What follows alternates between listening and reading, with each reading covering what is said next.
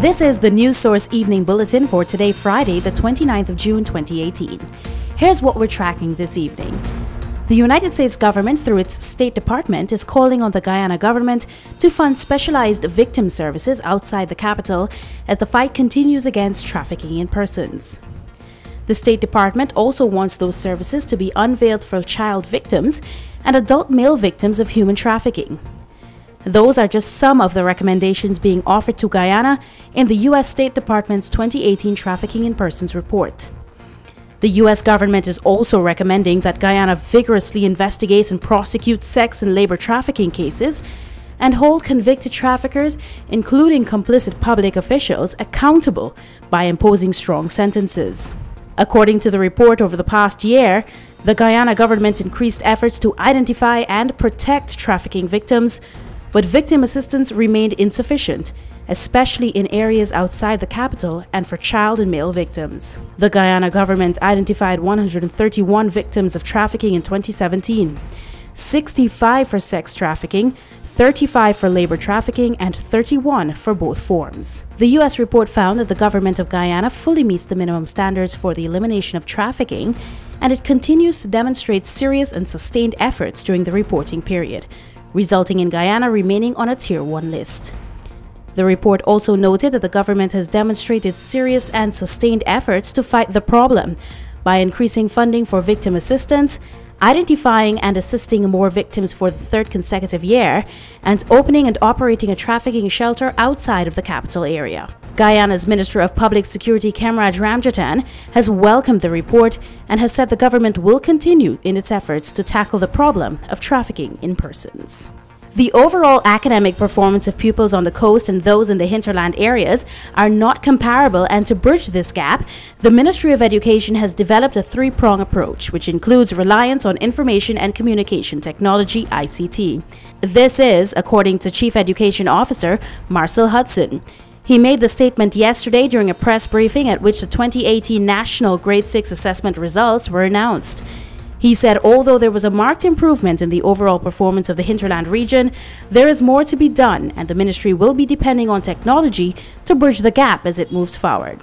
You might have noted that we have procured since a smart classroom.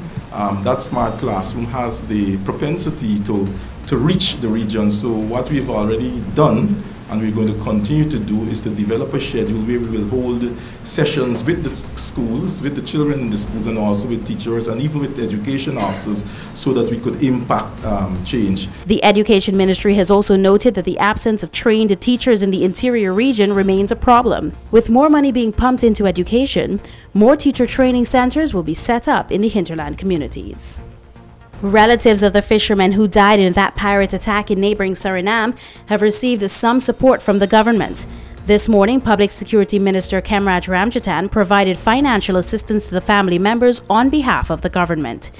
He said the money will go towards covering some of the expenses that the relatives would have incurred during their travel to Suriname.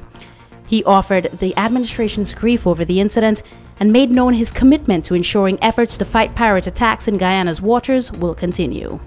It will just be a one-off lump sum based on what it is that they had said that they had done and had incurred costs for. And so the amount that we agreed on was $100,000. I know it is not much money, but it is going to help, because some of the relatives that came were asking for $80,000 to $90,000. Some are asking for some more. But we decided that at an average, and the cabinet members agreed, that we are going to give that sum. 15 fishermen lost their lives when they were attacked and thrown overboard by pirates in neighboring Suriname. Several persons have been arrested in both Guyana and Suriname and are facing murder charges over the deaths. Finally, tonight we turn to the courts. Former Minister of Finance under the last PPP civic government, Dr. Ashni Singh, and former Privatization Unit head Winston Brassington are facing a new charge of misconduct in public office. Singh was a no-show in court this morning for the charge to be read against him. Brassington and his attorneys were present.